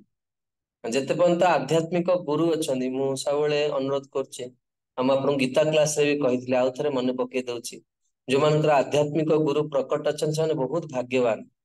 ଆପଣ ମାନେ ବର୍ଷରେ ବହୁତ ଟୁର ପ୍ଲାନ କରୁଥିବେ, ଆପଣଙ୍କ ପାଖରେ ଭଗବାନଙ୍କ ଦୟାର ଅର୍ଥ ଅଛି, କିନ୍ତୁ ମନେ ରଖିବେ ବର୍ଷରେ ନିଶ୍ଚିତ ଥରେ ନିଜର ଆଧ୍ୟାତ୍ମିକ ଗୁରୁଙ୍କ ପାଖକୁ ଯାତ୍ରା କରିବାକୁ ଭୁଲିବେନି। ଇଏ ଏତେ ବଡ ଗୋଟେ ସମ୍ପତ୍ତି, ଯାହାକୁ ଯିଏ ହରେଇଛି, ତାକୁ ତାର ମାନେ ତାର ଯେତେବେଳେ ଏଇ କଥା ଜଣେ ଚିନ୍ତା କରେ, ତା ହୃଦୟ ଥରିଯିବ। ଏଇ ସୌଭାଗ୍ୟଟା ଥରେ ଚାଲିଗଲେ ଆଉ କେବେ ଜୀବନରେ ଆସିବନି। ଭଗବାନ ଗୁରୁ ରୂପରେ ଆମ ପାଖକୁ ଆସିଛନ୍ତି ଏବଂ ତାଙ୍କୁ ଦର୍ଶନ କରିବା ଦ୍ୱାରା ଜୀବନରେ ଅନେକ ବିଘ୍ନ କଟିଯାଏ। ତେଣୁ ବଡ ଶ୍ରଦ୍ଧା ବଡ ପ୍ରୀତିର ସହିତ ଜଣେ ଆଧ୍ୟାତ୍ମିକ ଗୁରୁଙ୍କ ପାଖକୁ ଯିବା ଦରକାର ଏବଂ ସବୁବେଳେ ଗୁରୁଙ୍କର ଆନୁଗତ୍ୟରେ ଜଣେ ରହିବା ପାଇଁ ପ୍ରୟାସ କରିବା ଦରକାର। ତେଣୁ ଏଠି କହୁଛନ୍ତି ପ୍ରଭୁପାଦ ଲେଖୁଛନ୍ତି ଯେ ଜୀବ କଣ କରିଛି ନା ଭଗବାନଙ୍କ ବିଦ୍ରୋହ କରିକି ଜଗତକୁ ଆସିଛି। ତେଣୁ ଅମାନିଆ ହବା ତାର ସ୍ୱାଭାବିକ କଣ ଗୁଣ ରହିଛି, ପ୍ରବୃତ୍ତି ରହିଛି। ତେଣୁ ଯେତେବେଳେ ଜଣେ ପ୍ରକୃତରେ ଆଧ୍ୟାତ୍ମିକ ଜୀବନକୁ ଆସେ, ସାଧୁଗୁରୁଙ୍କର ନିୟମକୁ ମାନେ ବା ଭଗବାନଙ୍କର ନିୟମକୁ ମାନେ, ସେତେବେଳେ ସେ ଶାନ୍ତ ହେଇଯାଏ, ତାର ସ୍ୱଭାବ ବହୁତ ସୁନ୍ଦର ହେଇଯାଏ ଏବଂ ତାର ମନରେ ଆଉ ଅହଙ୍କାର ରହେ ନାହିଁ। ସେ ଭଗବାନଙ୍କର ଦ୍ଵାରା ସ୍ୱୀକୃତ ହେଇଯାଏ ଆଉ ଭଗବାନଙ୍କ ପାଖକୁ, ଭଗବାନଙ୍କ ଧାମକୁ ଫେରିଯାଏ।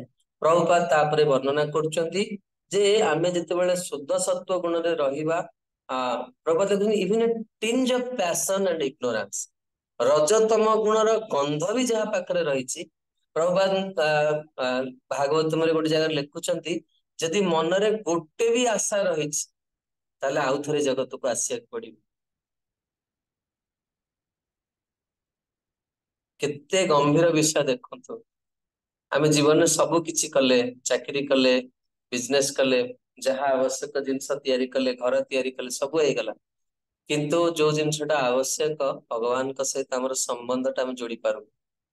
ଆଉ ଏଇ ଗୋଟିଏ ଜିନିଷ ବି ଗଲାବେଳେ ଆପଣ ନା ଆପଣଙ୍କର ଘର ଯିବ, ଯୋଉ ଘର ପାଇଁ ଆପଣ ବାପା ମା ଆତ୍ମୀୟ ସ୍ୱଜନ ସମସ୍ତଙ୍କ ପାଇଁ ଝଗଡା କଲେ, କେତେ ଲୋକଙ୍କ ସହିତ ଅପ୍ରିୟ ହେଇଥିବେ ଚିନ୍ତା କରନ୍ତୁ।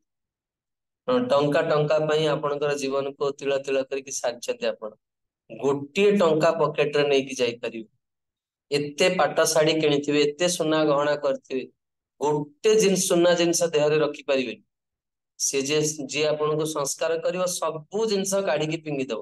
ସେ କହେ, ଆପଣ କହୁଥିବେ ଆଜ୍ଞା ମୁଁ ଅଧିକା ପଇସା ଦେବି, ମତେ ଟିକେ ଭଲ କି ସଂସ୍କାର କରନ୍ତୁ, ସେ ସେମିତି ଗୋଡ ଦିଟାକୁ ଭାଙ୍ଗିକି ରଖିବ।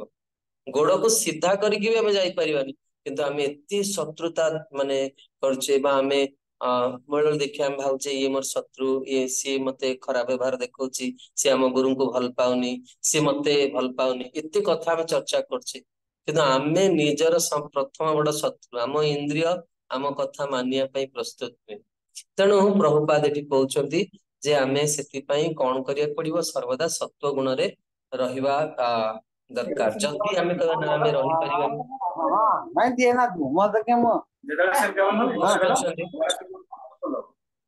ହରେ କୃଷ୍ଣ, ଯିଏ ହୋଷ୍ଟ ଅଛନ୍ତି ସେ ମ୍ୟୁଟ କରିଦିଅନ୍ତୁ। ଆଜ୍ଞା ପ୍ରଭୁ, କରିଦେଲି ପ୍ରଭୁ। ତେଣୁ ପ୍ରଭୁପାଦ କହୁଛନ୍ତି ଯଦି ଜଣେ ସତ୍ୱ ଗୁଣରେ ନ ରହିପାରିବ ତାହେଲେ ସେ କେବେ ବି ଭଗବାନଙ୍କୁ ଅନୁଭବ କରିପାରିବ ନାହିଁ।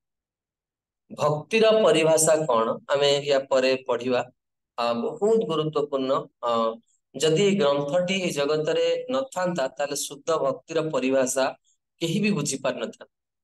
ଗୌଡୀୟ ବୈଷ୍ଣବ ସମ୍ପ୍ରଦାୟର ଏଇ ଗୋଟିଏ ଗ୍ରନ୍ଥ ଯାହା 4 ସମ୍ପ୍ରଦାୟର ବୈଷ୍ଣବ ମାନେ ସ୍ୱୀକାର କରିଛନ୍ତି, ସେଇଥିପାଇଁ ରୂପ ଗୋସ୍ୱାମୀଙ୍କୁ ଶ୍ରେଷ୍ଠ ଆଚାର୍ଯ୍ୟ ରୂପରେ ଭୂଷିତ କରାଯାଇଛି। ସେ ଗ୍ରନ୍ଥର ନାଁ ହଉଛି ଭକ୍ତି ରସାମୃତ ସିନ୍ଧୁ। ଏବଂ ଭକ୍ତି ଶବ୍ଦର ପରିଭାଷା ରୂପ ଗୋସ୍ୱାମୀ ବର୍ଣ୍ଣନା କରିଛନ୍ତି, ଅନ୍ୟାଭିଳାଷିତା ଶୂନ୍ୟ ଜ୍ଞାନ କର୍ମାଦି ଅନାବୃତମ ଆନୁକୂଲ୍ୟସ୍ୟ କୃଷ୍ଣାନୁଶୀଳନମ ଭକ୍ତିର ଉତ୍ତମ। ତେଣୁ ପ୍ରଭୁପାଦ ଏଇ ଶ୍ଲୋକଟିକୁ ଉଦାହରଣ ଦଉଛନ୍ତି ଯେ ବାସ୍ତବରେ ଜଣେ ଯେତେବେଳେ ଏଇ ଭଗବତ ବିଷୟକ ଜ୍ଞାନ ପ୍ରାପ୍ତ ହୁଏ, ସେ ସତ୍ୱ ଗୁଣରେ ରହେ ଏବଂ ତାର କାର୍ଯ୍ୟ କଣ, ରଜତମ ଗୁଣରୁ ଯେତେବେଳେ ସେ ମୁକ୍ତ ହୁଏ, ଭକ୍ତି ମାନେ ତାର କୌଣସି ଭୌତିକ ଇଚ୍ଛା ରହିବା କଥା ନୁହେଁ। ସେ ଏଥିରୁ ସମ୍ପୂର୍ଣ୍ଣ ଭାବରେ ମୁକ୍ତ ହବା ଦରକାର, ଅଜ୍ଞାନତାରୁ ମୁକ୍ତ ହବା ଦରକାର, ରଜଗୁଣରୁ ମୁକ୍ତ ହବା ଦରକାର ଏବଂ ସତ୍ୱ ଗୁଣକୁ ଆସିବା ଦରକାର। ମୁଁ ଶୁଣିଛି, ମୁଁ ଯଦିଓ ବହୁତ କମ ମିଶିବାର ସୁଯୋଗ ପାଇଛି, ଦର୍ଶନ କରିଛି, କ୍ଲାସ ଶୁଣିଛି, କିନ୍ତୁ ବ୍ୟକ୍ତିଗତ ଭାବରେ ତାଙ୍କର ସାଙ୍ଗ ପାଇନି। ପରମ ପୂଜ୍ୟ ଭକ୍ତି ରସାମୃତ ସିନ୍ଧୁ ମହାରାଜ ସବୁବେଳେ ବହୁତ ସତ୍ୱ ଗୁଣରେ ରୁହନ୍ତି ଆମର ଇସ୍କନରେ, ସେ ମୋଡ ଅଫ ଗୁଡନେସ୍।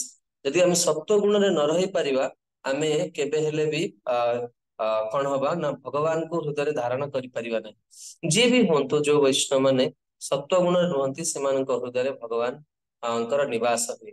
ତେଣୁ ଜଣେ ପ୍ରଭୁପାଦ କହୁଛନ୍ତି, ଆମର ଗୋଟେ ଓଡିଆରେ କଥା ଅଛି, ମତେ କିନ୍ତୁ ସେ ଶବ୍ଦଟି ଶୁଣିଲେ ଭାରି ହସ ଲାଗେ, लोक कहे भद्रलोक विशेष कर विवाहर बेले ये भद्रलोक मैंने आसती मध्यस्थी करने किंतु भद्रलोक को पान सिगरेट दि जाए चा भी दि जाए से बेले बेले कथाटा शुणिकी मत एत हस लगे अरे भद्रलोक सी चा सिगरेट सहित भद्रलोकर काम कौन किंतु प्रभुपाद भी से कथाटा लिखिं बंगला से भद्र मानुष बोली कह जाए से एक जन भद्र मानुष परम पूज्य श्रील भक्तिचारु स्वामी गुरु महाराज विषय श्रील प्रभुपाद कहते भक्तिचारु महाराज जने भद्रलोक इज ए जेंटलमैन बोली प्रभुपाद कही भद्रलोक वास्तव में साधु माने होउछन्ति भद्रलोक तेणु एठी कहउछन्ति जे प्रभुपाद कहउछन्ति जने जेतबे भक्ति करे से भद्र स्थिति को पड़े आसे एठी कहउछन्ति ए जगत रे प्रभुपाद देखि जगत रे अनेक लोकन को भद्रलोक बोली कहा जाए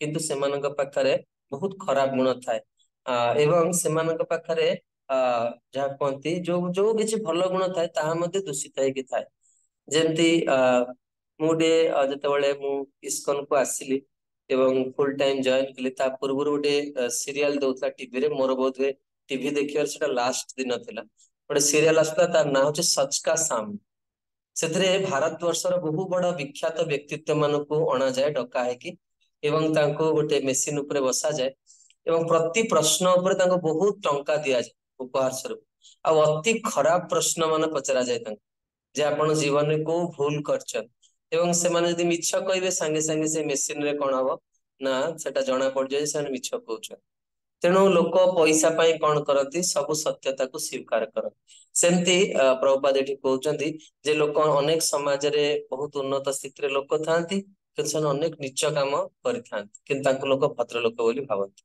तबे प्रभुपाद तापरे कहउछन्ति किंतु आम पाखरे आमको कौन कर भगवान स्वल्प बुद्धि प्रदान करचंती जहा फल रे आम माने भक्ति पथरे पथिक हेछि थरे प्रभुपाद को जने प्रश्न करथिले जे कृष्ण कौन भगवान तेणु प्रभुपाद तांको उल्टा पचारे आपण भगवान क्वालिफिकेशन कौन जानिचंती तेणु से व्यक्ति जनक कहले ना आज्ञा को जानी तेणु प्रभुपाद तांको पचारुचंती जे जेमती जने स्कूल रे एडमिशन नवा को चाहूची तेणु जदि जने मेडिकल स्कूल रे एडमिशन ना ता प्रथमे तार से विषय का धारणा थिबा दरकार किंबा जदि हमें सुना किनिया को चाहूची सुनार रेट केते अछि तार मेकिंग चार्ज केते तार बाद आउरे टैक्स तार तई दबा को पड़िबो को दुकान नु जेबा पड़िबो कोठी सुना मिले तेणु ए विषय को तार सम्यक धारणा थिबा दरकार किंतु आम मानकर कोन हुए ना से विषय का धारणा न था किंतु आमे ए विषय प्रश्न करू तेणु भगवान जदि आनुगत्य को जने स्वीकार न करिवो आ से कौन करिवो ना प्रकृतिर अवमानना करिवो ताहा होची समस्त पापर मूल कारण प्रकृतिर नियम अवमानना करिवा भगवान आदेश अवमानना करिवा मनुष्य ध्वंस साधन करे तेणु वास्तव रे अन्य पक्षरे जने जदि ए नियम को बुझे ताहले से प्रकृत रे भगवान शाश्वत धाम को फेरी जीव तेबे जदि जने ए नियम को केमती मानिबो जे आम पाखरे केतिकी कोटा बा आमे केतिकी ग्रहण करिया दरकार प्रभुपाद गोटे सुंदर प्रिंसिपल देइछन कि कहि परिबे जे आमे केमती भक्त हिसाब रे केमती चलिबा दरकार हैंड रेज करि परिबे प्रभुपाद हमकु कहिछन आपण समस्त प्राय यार उत्तर दे परिबे आमे जीवन केमती निर्वाह करिया बे त आमे तापरे प्रभुपाद नियम को केते दूर मानुचे सेटा अलग कथा किंतु प्रिंसिपल टा समस्त प्राय जानिथिबे सेटा होची simple living and high thinking सरल जीवन यापन एवं उच्च चिंताधारा किंतु मन रखिबे एई सरल जीवन यापन टार शब्दर अर्थ बड़ गंभीर अनेक भक्त माने याको भूल माने माने बुझंती मध्य केमती समाज रे आजिकल गोटे प्रतिष्ठित हेकि रहिबा पाई जेतिकी अर्थ आवश्यक जने रखिबा दरकार जेमती मु जदि गोटे प्रैक्टिकल पॉइंट रे देखिबी जो गृहस्थ भक्त माने अच्छंती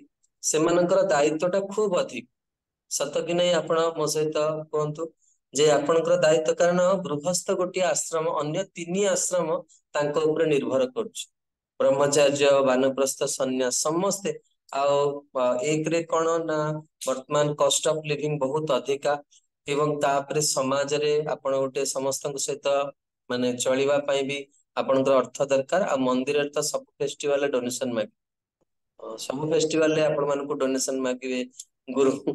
ତେଣୁ ଅର୍ଥର ଆବଶ୍ୟକତା ରହିଛି। ସିମ୍ପଲ ଲିଭିଂ ହାଇ ଥିଙ୍କିଂ ର ମାନଦଣ୍ଡଟା ସମସ୍ତଙ୍କ ପାଇଁ ସମାନ। ଏଇଟା କିଏ ନିର୍ଦ୍ଧାରିତ କରିବେ? ନା ଗୁରୁ ନିର୍ଦ୍ଧାରିତ କରିବେ। ଯେମିତି କେତେ ଆପଣ ଇଏ କରିବେ। ମୁଁ ଆପଣଙ୍କୁ ଗୋଟେ ମୋ ଜୀବନରେ ବହୁତ ସୁନ୍ଦର ଉଦାହରଣ ଦେଖିଛି। ଜଣେ ଗୃହସ୍ଥ ବାସ୍ତବରେ ଏଇ ଯୋଉ ଏଇ ବସ୍ତ୍ରର କିଛି ମାନେ ବିଶେଷ ଗୁରୁତ୍ୱ ନୁହେଁ। ଯେମିତି ଆମେ ନାଲି ବସ୍ତ୍ର ପିନ୍ଧଛେ, ଆପଣ କଲର ବସ୍ତ୍ର ପିନ୍ଧୁଛନ୍ତି, ପ୍ୟାଣ୍ଟ ସାର୍ଟ ପିନ୍ଧୁଛନ୍ତି, ମୁଖ୍ୟ ଜିନିଷ ହଉଛି ଆଜ୍ଞା ଭକ୍ତି, ଆପଣଙ୍କର ଶ୍ରଦ୍ଧା, ଆପଣଙ୍କର ଗୁରୁଙ୍କ ପ୍ରତି ବିଶ୍ୱାସ, ଆପଣଙ୍କର ପରମ୍ପରା ପ୍ରତି ବିଶ୍ୱାସ। ଏଇଟା ହଉଛି ମୁଖ୍ୟ ଜିନିଷ। ଯିଏ ଯେକୌଣସି ସ୍ଥାନରେ ଥାଉ, ବହୁତ ସୁନ୍ଦର ବ୍ୟାସବତାର ବୃନ୍ଦାବନ ଦାସ ଠାକୁର ଲେଖିଛନ୍ତି, ଯେଇ ଭଜେ ସେଇ ବଡ ଅଭକ୍ତ ହୀନ ଛା। ଯିଏ ଭଜନ କଲେ, ଯିଏ ଘରେ ରହିକି ବି ଯଦି ଭଜନ କରୁଛି, ତାହେଲେ ସେ ତାର ଚରଣରେ ଆମର କୋଟି ପ୍ରଣାମ। କିନ୍ତୁ ଯଦି ଜଣେ ଆଶ୍ରମରେ ରହିକି ବି ତାର ଭକ୍ତି ହେଇପାରୁନି, ତାହେଲେ ତାଠୁ ହୀନ ବ୍ୟକ୍ତି ଜଗତରେ କେହି ନାହିଁ। ମୁଁ ଗୋଟେ ସତ୍ୟ ଘଟଣା ମୋ ଜୀବନରେ ଯାହା ମୁଁ ଦେଖିଛି, ମୁଁ ଆପଣମାନଙ୍କୁ କହୁଛି। ଯେତେବେଳେ ବୃନ୍ଦାବନରେ ରହିକି ପଢୁଥିଲି, ପରମ ପୂଜ୍ୟ ଭକ୍ତି ବିକାଶ ସ୍ୱାମୀ ମହାରାଜଙ୍କର ଜଣେ ଶିଷ୍ୟ, ସିଏ ସେଲମରେ ରହୁଥିଲେ ଏବଂ ସେ ଜଣେ କମ୍ପାନୀର, ବହୁତ ବଡ କମ୍ପାନୀର ଜଣେ ମ୍ୟାନେଜର ଥିଲେ। ସାରା ଜୀବନ ବହୁତ ପରିଶ୍ରମ କରିଛନ୍ତି। ଦୁର୍ଭାଗ୍ୟବଶତଃ ତାଙ୍କର ଗୋଟିଏ ମାତ୍ର ପୁତ୍ରର ମୃତ୍ୟୁ ହେଇଗଲା ଏବଂ ସେ ବହୁତ ଆଗରୁ ସିଗାରେଟ ଆଦି ଖାଉଥିଲେ। ପୁତ୍ରର ମୃତ୍ୟୁ ପରେ ଥରେ ଜଣେ ଭକ୍ତ ପ୍ରଚାର କରିବାକୁ ଯାଇଛନ୍ତି, ସେ ତାଙ୍କ ସହିତ ଦେଖା ହେଇଛନ୍ତି ଏବଂ ସେ ମନ୍ଦିରକୁ ଧୀରେ ଧୀରେ ଯାଇଛନ୍ତି। ବହୁତ ଦୁଃଖରେ ଥିଲେ, ମହାରାଜଶ୍ରୀଙ୍କୁ ଦେଖା କଲେ। ମହାରାଜଶ୍ରୀଙ୍କ ପ୍ରେରଣାରେ ମନ୍ଦିରରେ ବହୁତ ସୁନ୍ଦର ସେ ସେବା କରନ୍ତି ଏବଂ ବହୁ ଅର୍ଥ ସେ ସେଲମ ମନ୍ଦିର ପାଇଁ ଦାନ କରିଛନ୍ତି। ତେବେ ତାଙ୍କୁ ଯେତେବେଳେ ପାଖାପାଖି 67 ବର୍ଷ ହେଲା, ତାଙ୍କୁ ଭକ୍ତି ବିକାଶ ସ୍ୱାମୀ ମହାରାଜ, ସେଇ ସମୟରେ ଆମର ଇସ୍କନ ଭାଗବତ ମହାବିଦ୍ୟାଳୟ ବୃନ୍ଦାବନରେ ଆରମ୍ଭ ହେଲା ଏବଂ ସମ୍ପୂର୍ଣ୍ଣ ବିଶ୍ୱରୁ 26 ଜଣ ଭକ୍ତ ମାନେ ସିଲେକ୍ଟ ହେଇଥିଲେ ସେଠି ପାଠ ପଢିବା ପାଇଁ, କାରଣ ସେଟା ଫ୍ରି ଅଫ କଷ୍ଟ ଥିଲା। ତେଣୁ ଗୁରୁ ମାନଙ୍କର ଅନୁମତି, ଗୁରୁ ମାନଙ୍କୁ ମାନେ ଲେଟର ଯାଇଥିଲା ଏବଂ ସେମାନେ ତାଙ୍କ ଶିଷ୍ୟ ମାନଙ୍କୁ ପଠାଇଥିଲେ। ତେବେ ଭକ୍ତି ବିକାଶ ମହାରାଜ ତାଙ୍କର 3 ଜଣ ଶିଷ୍ୟଙ୍କୁ ପଠେଇଥିଲେ, ଜଣେ 2 ଜଣ ଗୃହସ୍ଥ ଏବଂ ଜଣେ ବ୍ରହ୍ମଚାରୀ। ତେବେ ସେଇ ପ୍ରଭୁ ଜଣକ ଯେତେବେଳେ ମନ୍ଦିରକୁ ଆସିଲେ, ବହୁତ ବୟସ 68, 67, 68 ବର୍ଷରେ ଜଣେ କଣ ପରିଶ୍ରମ କରିବ? ଆମର 5 ଘଣ୍ଟା କ୍ଲାସ, 68 ବର୍ଷ ବୟସରେ ଆପଣ 5 ଘଣ୍ଟା ଭାବିଲେ ବସିପାରିବେ କ୍ଲାସରେ? ପୁଣି ବୃନ୍ଦାବନ ଭଳି ଜାଗାରେ ଯୋଉ ଖରା, ଯୋଉ ଶୀତ ଏବଂ ଏକ୍ସାମ ଏତେ ଟଫ୍, ଆପଣ କଳ୍ପନା କରିପାରିବେ। ଗୋଟେ ଗୋଟେ ଚାପ୍ଟର, ଗୋଟେ ଗୋଟେ ମାନେ କୋଶ୍ଚିନ୍ ହେଇକି ଆସିଥିବ ଆପଣଙ୍କର। ପୁରା ସେମାନେ ପୁରା ମାନେ ବହୁତ ପରିଶ୍ରମ କରାନ୍ତି। ତେଣୁ ସେ ଭକ୍ତ ଜଣଙ୍କ ଏକ୍ସାମ ରେ ଥରେ ମୋବାଇଲରୁ ଦେଖିକି ଲେଖୁଛନ୍ତି। ତେଣୁ ଆମ ଟିଚର ଯିଏ ଗୁରୁଜୀ, ସେ ତ ବହୁତ ଷ୍ଟ୍ରିକ୍ଟ, ଗାଳି କଲେ ଧରି। ତେଣୁ ତାଙ୍କୁ ସେ ଏକ୍ସାମ ଆଉ ଦେଲେନି। ସେ କହିଲେ ମୁଁ ଲିସନର ହେବି, କେବଳ ବସିକି ଶୁଣିବି। ଏବଂ ମହାରାଜ ତାଙ୍କୁ କହିଲେ ଯେ, ସେ ଭକ୍ତି ବିକାଶ ମହାରାଜ ପାଖକୁ ଲେଖିକି ପଠେଇଲେ। ମହାରାଜ କହିଲେ ତୁମେ ବସିକି ଶୁଣ, ଶ୍ରବଣ କର। ବହୁତ ବୟସ ହେଇଯାଇଥିଲେ, ବସିକି ଶୁଣିଲେ 1 ବର୍ଷ। ଦ୍ୱିତୀୟ ବର୍ଷ ପ୍ରଚୁର ପଇସା ସେ କଣ କରନ୍ତି, ବିଦ୍ୟାଳୟକୁ ଦିଅନ୍ତି। ଆଉ ପ୍ରତି ବ୍ରହ୍ମଚାରୀଙ୍କୁ ପୁତ୍ର ଭଳି ସେମାନେ ଦେଖନ୍ତି। ଯାହାକୁ ଯାହା ଭଲ ଲାଗେ ଖାଇବାକୁ, ମା ଆମର, ତାଙ୍କର ପୁତ୍ର ନଥିଲେ ମା ଆଣିକି ଆମକୁ ଦିଅନ୍ତି। ଶାସ୍ତ୍ରରେ ମଧ୍ୟ ପ୍ରଭୁପାଦ କହିଛନ୍ତି, ଗୃହସ୍ଥ ମାନେ ବ୍ରହ୍ମଚାରୀଙ୍କୁ ନିଜର ପୁତ୍ର ଭଳି ସ୍ନେହ କରିବା ଦରକାର। ତାହେଲେ ଏଇ ଇସ୍କନ ସମାଜ ଟା କଣ ହବ ନା, ଗୋଟେ ଆପଣ ଗୋଟେ ପରିବାରରେ ରହିଲା ଭଳିଆ ଲାଗେ। କାରଣ ଭକ୍ତି ଜୀବନ ମାନେ କଣ? ଭକ୍ତିସ୍ତୁ ଭଗବତ ଭକ୍ତ ସଙ୍ଗେ ନ ପରିଯାୟତେ। ଭକ୍ତ ସଙ୍ଗରେ ଭକ୍ତିଟା ଆସ୍ୱାଦନ। ଆମମାନେ ଭକ୍ତ ହେଲା ପରେ କଣ ହବା ଦରକାର? ଯୋଉମାନେ ବିଷୟୀ ଲୋକ, ତାଙ୍କଠୁ ଆମର ସମ୍ପର୍କଟା ମାନେ ଆମେ ଦୂରରେ ରଖିକି ଆମେ ଭକ୍ତ ମାନଙ୍କ ସଙ୍ଗରେ ରଖିବା ଦରକାର। ଆଉ ଏତେ ସୁନ୍ଦର ଭକ୍ତ ପ୍ରଭୁପାଦ ସମାଜରେ ଦେଇଛନ୍ତି, ଆପଣ କେବେ କଳ୍ପନା କରିପାରିବେ? ତେବେ ସେ ବ୍ୟକ୍ତି ଜଣକ, ତାଙ୍କୁ ସେ ଆମ ସେ ସମୟରେ ପୁରୁଷୋତ୍ତମ ମାସ ପଡିଲା, ଆମମାନେ ପୁରୁଷୋତ୍ତମ ବ୍ରତ କରୁଥିଲୁ, ଆମ ସହିତ ସେ ବହୁତ ନିଷ୍ଠାର ସହିତ କଲେ। କାର୍ତ୍ତିକ ମାସ ଆରମ୍ଭରେ ତାଙ୍କୁ ଜ୍ୱର ହେଲା, କରୋନା ଚାଲିଥାଏ। 18 ଦିନ ପରେ ମହାରାଜଶ୍ରୀ ତାଙ୍କର ବ୍ୟକ୍ତିଗତ ସେବକଙ୍କୁ ପଠେଇଲେ। 18 ଦିନ ପରେ ସେ ଯେତେବେଳେ ଆସିଲେ, ତାଙ୍କର ଜଣା ପଡିଗଲା ସେ ଚାଲିଯିବେ। ତେଣୁ ସେ ଯେତେବେଳେ ଘରକୁ ଆସିଲେ, ଆମେ ସବୁ କୀର୍ତ୍ତନ କରିବାକୁ ଗଲୁ। ଯୋଉ ସମୟରେ ତାଙ୍କୁ ଆଣିକି ରଖାଗଲା ଘରେ ଏବଂ ତାର 2 ମିନିଟ ପରେ ସେ ଶରୀର ଛାଡିଲେ। ଏବଂ ସେଇ ସମୟରେ ଭକ୍ତି ବିକାଶ ସ୍ୱାମୀ ମହାରାଜଙ୍କର ଗୋଟେ ମେସେଜ ଆସିଲା ଯେ, ସେ ପ୍ରଭୁଙ୍କ ପାଇଁ କେହି ହେଲେ କାନ୍ଦିବେନି। कहीं ना मनुष्य जीवन जोटा लक्ष्य से प्राप्त करिगल। देखो गुरु मेसेज पठाउछंती जे जीवनटा परिपूर्ण हो गल। बुझिपारछन कहीं चरित्रटी मैं आपन कहली गृहस्थ आश्रम रे रहिकी जीवन लक्ष्य को से पूरा करदेले।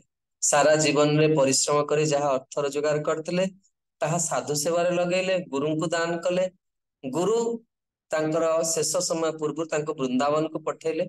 आ जीवन रे जे गुरु को जेहेतु सेवा करते जे आदि गुरु श्री गिरिराज तटरे आसिकी शरीर छाड़। तेणु मन रखिथे यही आध्यात्मिक जीवन रे किछि जिंस व्यर्थ जाए। जोटा निष्काम भाव रे करा जाइथियो ना से निष्काम भावनाटा भगवान को कौन करिवा आकर्षण करि आनी। तेणु आध्यात्मिक जीवन बड़ गंभीर। गुरु निर्धारित करिवे जे आम पई कौन कोटा रहिछि। एवं गुरुंकर हिसाब रे जो माने जीवन को चलांती से माने बहुत शीघ्र जदि आम एई जीवन में भगवान को पाइया चाहूचे ताहले आम माने गुरुंकर निर्देश रे कार्य करिया उचित। तेबे आज बाणी को एठी विराम दउछि। आगामी आज बुधवार शुक्रवार दिन आमे परवर्ती मंत्र रो आरंभ करिवा। एई ईशोपनिषद क्लास रे मु समय पूर्व प्रतिदिन आमे 2टी लेखे मंत्र 3टी लेखे मंत्र चर्चा करिवा। किछि व्यस्त माने मोर किछि दायित्व थिवारु मु केते गुडे क्लास कम समय नेबी एवं या परवर्ती क्लास गुडी करे तेले मोर थिबो मु आमे ठिकणा हरे कोन करिया चर्चा करि के जिवा। आशा करछि जे आपण माननकु एई विषय गुडी को भल लागुथिबो एवं बहुत जरूरी मध्य। तेबे नेक्स्ट क्लास रे हम माने पूरा इंट्रोडक्शन रु भूमिका रु मंत्र 1 पर्यंत आमे चर्चा करिवा। आपण माने भावार्थ को पढ़ी के आस्थिबे एवं परवर्ती 2 नंबर एवं 3 नंबर 4 नंबर 3टी श्लोक रो भावार्थ पढ़ी के आस्थिबे आगु को जहा फल रे आमे चर्चा करी कि सुंदर भाव रे बलदेव विद्याभूषण प्रभु एवं अन्य आचार्य मानकर टीका सहित आपण मानकु सेदिन मु कहिया पई प्रस्तुत हेथिबे। हरे कृष्ण। जगत गुरु श्रील प्रभुपाद की जय। वांछा कल्पतरुभ्यश्च कृष्ण सिंधुभ्यश्च पतितानां पावनेभ्यो वैष्णवेभ्यो हरे कृष्ण।